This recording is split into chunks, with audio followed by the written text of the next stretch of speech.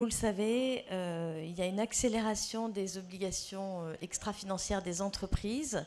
On peut penser que ça concerne que les grands groupes, mais ça concerne toutes les entreprises en réalité. Nous allons parler de la CSRD avec deux experts qui, en 30 minutes maximum de questions-réponses avec moi, vont tout vous expliquer. Et je pense que vous sortirez de là avec les idées beaucoup plus claires. Voilà. Alors, je vais les appeler l'un après l'autre. Elle est directrice générale de l'agence de notation financière et extra-financière Inbonis Rating. Veuillez accueillir Emmanuel Bonal.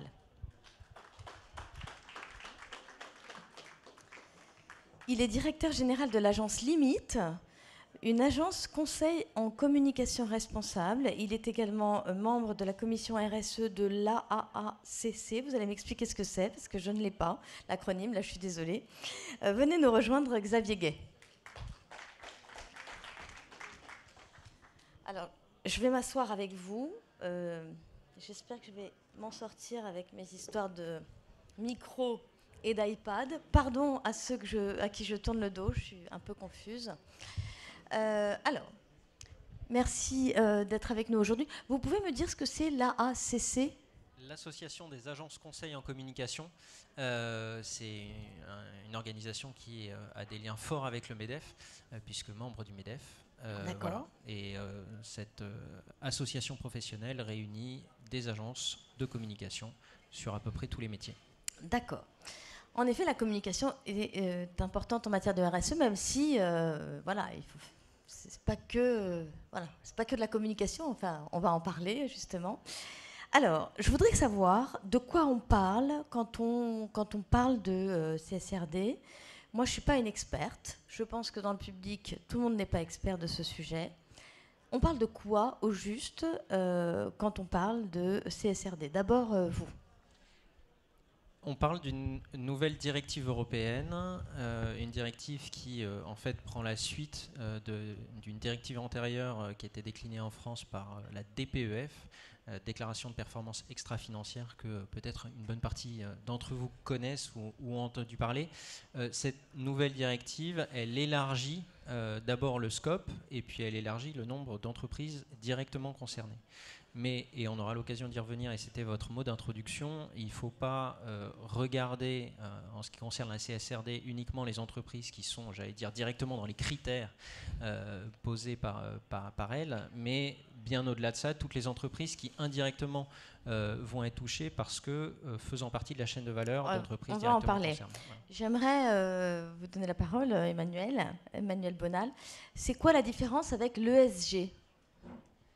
Alors, je ne sais pas si on doit parler de différence ou de complémentarité, puisque cette directive européenne a pour but de reporter de façon plus transparente sur la durabilité environnementale et sociétale des entreprises. Donc, elle intègre les critères ESG. Maintenant, effectivement, c'est quelque chose qui est différent des notations ESG auxquelles les entreprises peuvent avoir recours et qui sont faites par des tiers indépendants comme toutes les agences de notation. Et qui ne sont pas, on va dire, obligatoires d'un point de vue réglementaire. Exactement, mais qui par contre vont servir à tout l'écosystème financier pour notamment aller chercher des financements à impact et pour évaluer... Parce que les banques le demandent. Exactement, les banques, les fonds, les investisseurs. Aujourd'hui, c'est une préoccupation majeure du monde financier. Moi, je voudrais comprendre pourquoi vous me dites que les PME, les TPE sont concernés par ces réglementations, alors que, en tout cas, pour ce qui concerne CSRD, mais aussi peut-être l'ESG, on n'est peut-être pas obligé, en tout cas, d'un point de vue réglementaire. Alors, effectivement, d'un point de vue réglementaire, comme bien souvent en France, on a un certain paternalisme envers les PME, où on se dit, oula, les PME, on ne va pas les contraindre trop fortement. Et donc, d'un point de vue réglementaire, la CSRD, c'est pour toutes les grandes entreprises, et sont entendues par une grande entreprise, les entreprises qui font plus de 40 millions d'euros de chiffre d'affaires, qui ont plus de 250 salariés et qui ont un total bilan de plus de 20 millions d'euros. Mais la grosse différence entre la CSRD et la DPEF, c'est que la DPEF ne reportait que sur les activités qui étaient propres à l'entreprise. Là, les entreprises qui vont être soumises à la CSRD vont devoir pouvoir reporter sur l'ensemble de leur chaîne de valeur. Ouais, c'est ça, leurs sous-traitants et tout ça. Voilà, leurs clients, leurs fournisseurs. Donc ça veut dire qu'une PME qui travaille pour une grande entreprise, donc grande entreprise à partir de 40 millions, donc tout est relatif, oui, ce n'est pas la grande entreprise. Il y a un calendrier quand même. Il y a un calendrier, qui, oui. D'ici 5 ou 6 ans, ça va être de moins en moins... Jusqu'en 2028, oui, tout à fait.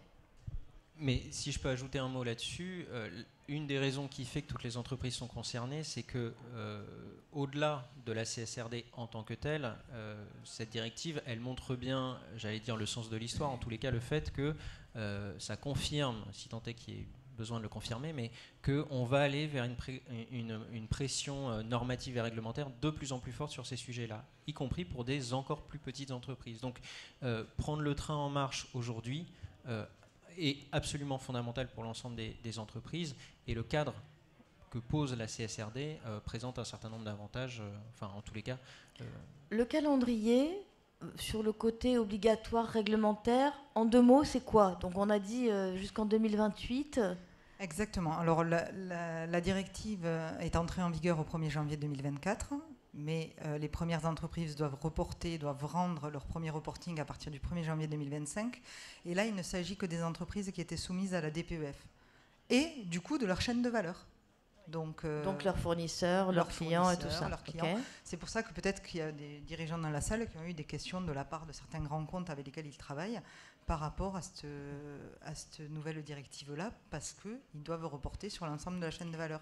Donc ça veut dire qu'en tant qu'une PME, si vous n'êtes pas en mesure de répondre à ces questions, vous perdez le marché. Perdre le marché. Donc vous pouvez perdre du business. Alors, en 2028, ce sera obligatoire pour qui ? Et en 2028, ce sera obligatoire donc pour toutes les grandes entreprises au sens qu'on a défini précédemment, pour toutes les PME cotées et pour toutes les PME qui sont filiales d'entreprises qui doivent reporter à la CSRD. Donc tout ce scope-là devra être intégré. Et donc par ricochet, à mon avis, un plus grand nombre d'entreprises, voire toutes. Alors comment, quand on est une PME ou une TPE, ne pas se dire bon oui, on a de l'engagement environnemental, etc., mais c'est quand même lourd. Comment le vivre comme une opportunité finalement ? Alors je dirais déjà que l'opportunité, elle a été démontrée. Aujourd'hui, si on fait le parallèle avec la notation de crédit, qui est quand même ce qui régit aujourd'hui le coût du financement, toutes les entreprises qui ont une bonne cotation de crédit pilotent leurs engagements ESG. Et ça, c'est démontré. Donc, c'est-à-dire que pour atteindre un grade investment grade, toutes ces entreprises-là ont une stratégie ESG. Donc, comme quoi, et aujourd'hui, dans un contexte de taux comme on le connaît, où il y a des spreads de taux qui sont écartés, pouvoir avoir une bonne note de crédit, c'est fondamental. Donc, et donc, le pilotage de ces enjeux ESG contribue à avoir des financements à des meilleurs taux. Et contribue aussi, comme on l'a vu, à avoir du business. Donc aujourd'hui, je dirais que c'est une opportunité et pas une contrainte. Alors Xavier, attendez, on a le temps, vous inquiétez pas. Emmanuel, juste une question. Les banques, systématiquement, quand vous contractez un prêt, que vous êtes une entreprise, vous demandent votre note ESG ? Alors systématiquement, elles ne vont pas demander une notation ESG, mais aujourd'hui, effectivement, tous les groupes bancaires s'intéressent au pilotage des enjeux environnementaux, sociaux et de gouvernance des entreprises, et chacune peut avoir effectivement un questionnaire lié à ça. Le fait de présenter une notation permet d'avoir une documentation claire, transparente, structurée, qui du coup montre que l'entreprise s'est déjà engagée dans cette démarche et donc favorise l'accès au financement. Mais vous avez une agence de notation extra-financière et financière, mais est-ce que vous avez des TPE qui vous demandent de les évaluer ? Des PME, oui. Des TPE, on n'en est pas encore là, mais des PME, oui. Xavier, vous vouliez répondre ?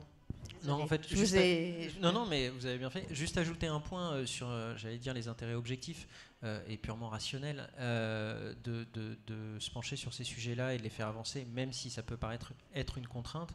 C'est aussi le fait que ça participe à la marque employeur.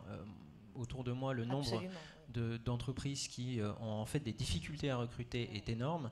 Et l'air de rien, tous ces sujets-là participent d'un discours de l'entreprise qui peut attirer des talents, qui peut fidéliser des talents dans l'entreprise, parce que c'est évidemment des sujets qui se traitent de manière très collective et en impliquant très fortement l'interne. Oui, et puis les jeunes générations demandent ça. Ouais, quand elles rentrent dans une entreprise. Et pas que, d'ailleurs. Enfin, oui. On a souvent tendance à résumer ça aux jeunes qui seraient force de mouvement, etc. Les générations plus anciennes se font aussi bouger, notamment par leurs enfants, mais par eux-mêmes, sur ça. Donc, Alors moi, je me pose une question. Comment se faire accompagner, en fait, là-dedans? Parce que c'est quand même très technique. Le CSRD, c'est quand même un truc... franchement très large, quoi. Il y a combien de critères, en fait? Il y en a beaucoup. L'obligation de reporting, elle concerne combien de critères? Alors des critères, il y en a beaucoup. C'est pour ça que je pense qu'effectivement la solution de se faire accompagner, notamment pour les premiers reporting, est effectivement nécessaire, parce qu'on parle de 1200 items au total. Donc 1200? Ouais, donc c'est pas neutre. Néanmoins, tout le monde ne doit pas répondre à tous ces critères-là. Il ne faut pas non plus voir le mal partout. Le cadre est très bien fait. Et puis surtout, la façon de se faire accompagner, je pense que va déjà dépendre de la maturité de l'entreprise, de la taille de l'entreprise et des moyens alloués également. Donc c'est extrêmement vaste. Il y a des cabinets de conseil spécialisés, il y a les experts comptables qui se sont saisis du sujet. Oui. Donc aujourd'hui, je pense que les dirigeants ne sont pas seuls face à ça. Oui, ils ont tous au moins un expert comptable. Exactement. Je pense que le plus dur est de se lancer et en fait de voir où on se situe et où on se situe en fait par rapport à ses pairs et qu'est-ce qu'on a déjà mis en place et vers quoi on veut tendre. Et donc pour ça, il y a effectivement des cabinets spécialisés. Il y a BPI également qui s'est engagé sur le sujet. Enfin, tout le monde aujourd'hui se saisit de ces questions-là. Xavier ? Oui, la pluralité d'acteurs répond aussi à la pluralité de façons de s'emparer du sujet. Je suis complètement d'accord sur l'idée que en fait, le plus dur, c'est de démarrer, c'est de se lancer, parce que effectivement, quand ce n'est pas des sujets qu'on maîtrise, on peut avoir facilement tendance à le remettre en bas de la pile des priorités. Je pense que la première chose, c'est vraiment de se demander ce pourquoi on a un enjeu à bouger sur ce sujet-là. Est-ce que c'est un enjeu interne? Est-ce que c'est un enjeu de marché? Est-ce que c'est un enjeu philosophique ou de culture d'entreprise, etc., etc. Et ça guide un peu aussi, non pas uniquement le périmètre qu'on va traiter, mais ce par quoi on aborde le problème. Voilà, nous, en tant qu'agence conseil en communication, mais pas que, aussi sur les stratégies d'engagement et l'ensemble des démarches d'engagement, en fait, on a des gens qui, en face de nous disent, bon, par quoi je démarre? Et on n'est pas la réponse unique. C'est-à-dire qu'effectivement, derrière, il y a des alliés comme les experts comptables, comme ils peuvent l'être, qui, eux, vont apporter un élément de réponse, etc. Donc, tout l'enjeu, c'est vraiment de dégrossir le sujet et de démarrer.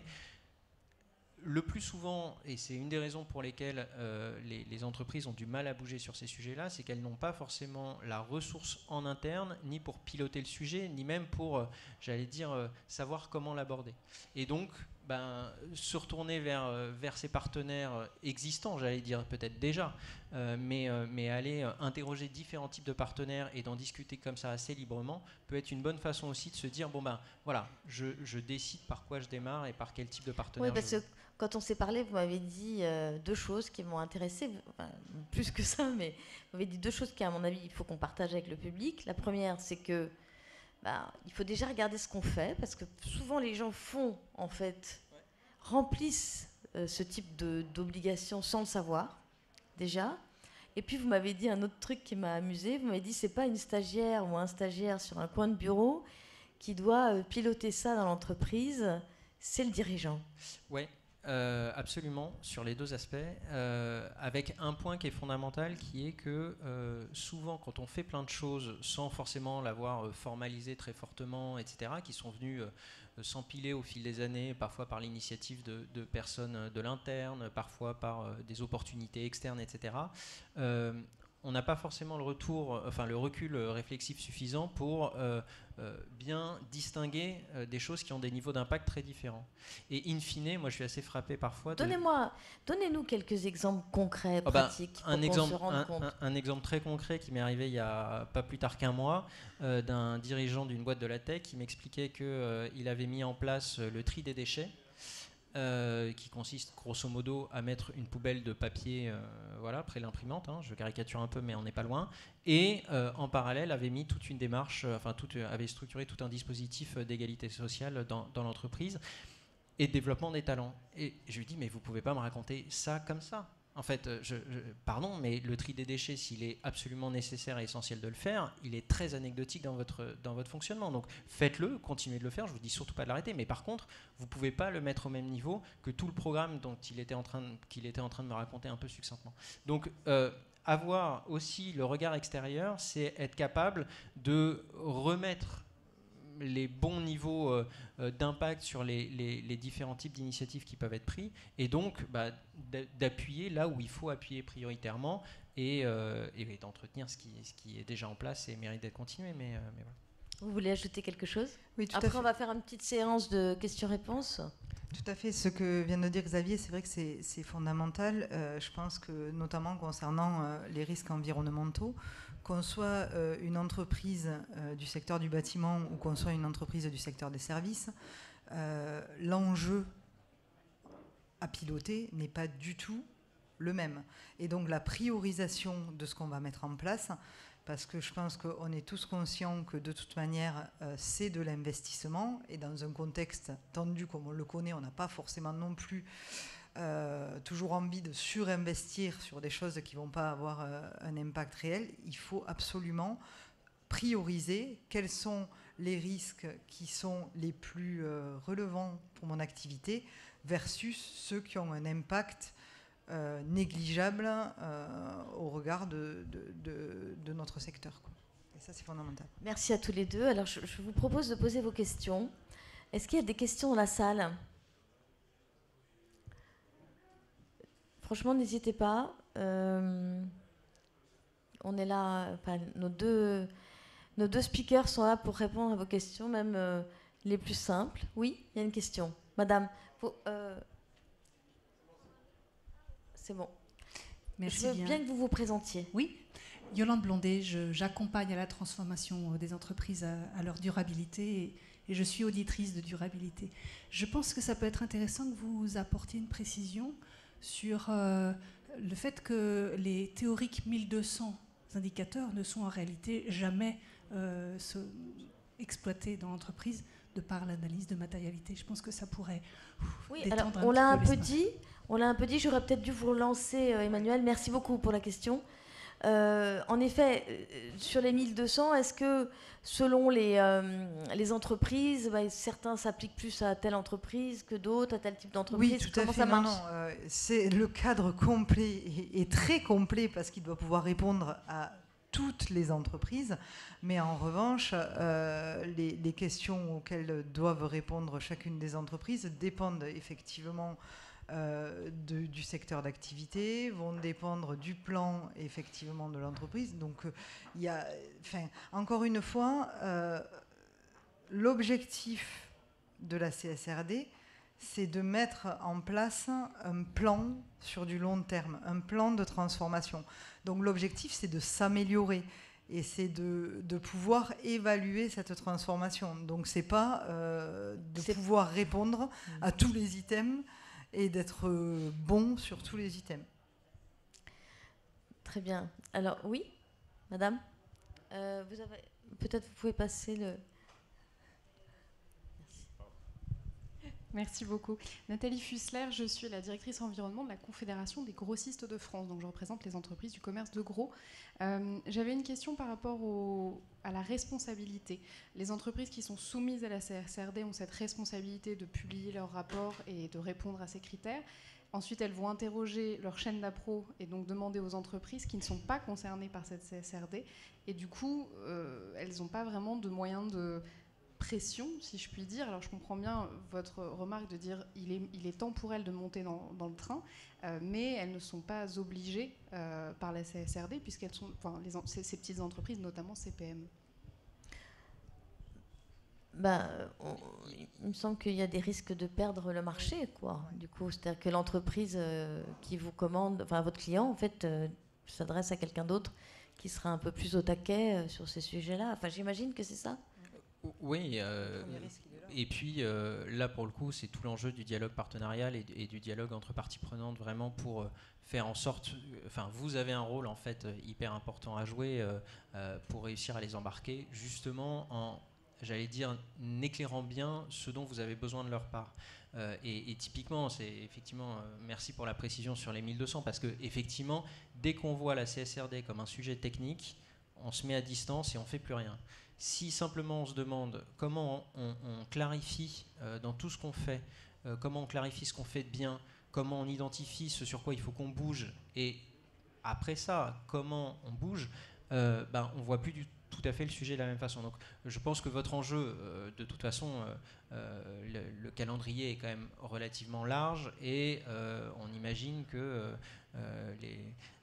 le régulateur ne va pas taper sur les doigts trop fortement de ceux qui ne seraient pas dans la plaque trop rapidement, dès lors qu'il y a eu un effort de diligence, puisque c'est ce qui est demandé.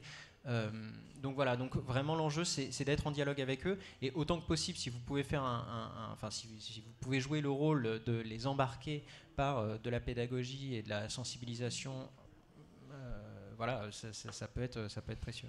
Oui, le rôle des organisations comme les vôtres qui regroupent finalement d'autres entreprises, c'est vrai que c'est intéressant. Et effectivement, beaucoup de grands comptes accompagnent leur chaîne de valeur sur ces sujets-là. Il y a beaucoup de grands comptes qui ont depuis des années mis des programmes sur les questions qui leur sont les plus pertinentes pour permettre à leurs fournisseurs de pouvoir répondre, être à même à répondre à ces sujets-là. Est-ce qu'il y a une autre question? Non? Alors on va clôturer. Vous vouliez rajouter quelque chose? En fait, je suis en train de réaliser qu'il y a un point qu'on n'a pas, n'a même pas utilisé le nom, et pourtant c'est un audio jargon, donc ça aurait été dommage de ne pas l'utiliser. Encore une fois, pour dézoomer des 1200 critères, un des points principaux de la CSRD, en tous les cas, vraiment très important, c'est l'analyse de double matérialité. Alors dit comme ça, pareil, ça fait flipper tout le monde normalement. Vous m'avez perdu là. Ouais, mais en fait, c'est pas si compliqué que ça, et c'est de comprendre quel impact on peut avoir sur son environnement et dans son écosystème, et à l'inverse, quel impact cet écosystème peut avoir sur l'entreprise en termes de risque, etc.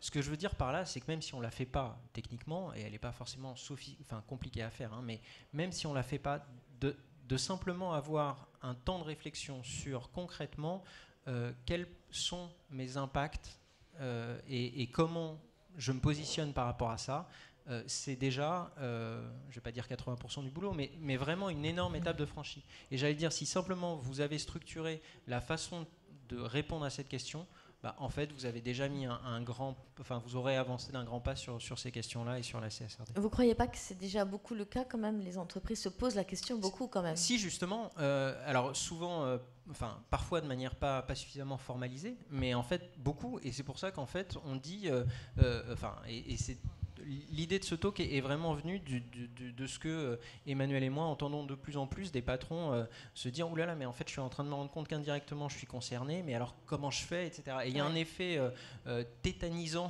de cette directive, effectivement des critères, mais pas que.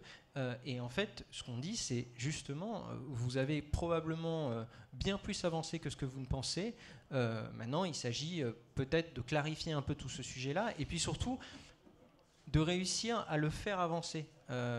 Faute de staffing interne, faute parfois d'accompagnement, et parce qu'il y a plein d'autres priorités dans l'entreprise, on le met un peu de côté, et nous on dit juste attention, ne le mettez pas trop de côté. Voilà. Vous alertez. Prenez ce sujet-là, faites-le avancer, et vous allez voir, d'abord ça fait pas si mal, et par contre ça peut faire beaucoup de bien. Emmanuel, un dernier mot?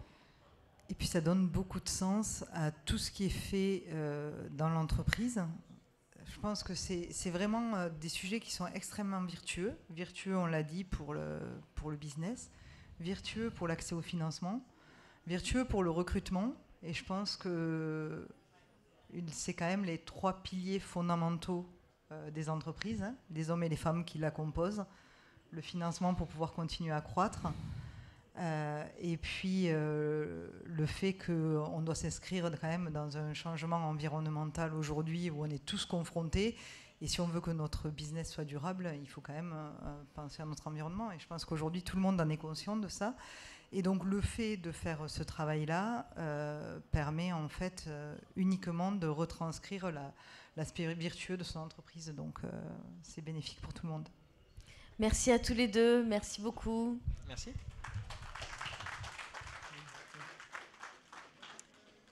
Alors, on va enchaîner. Merci à vous.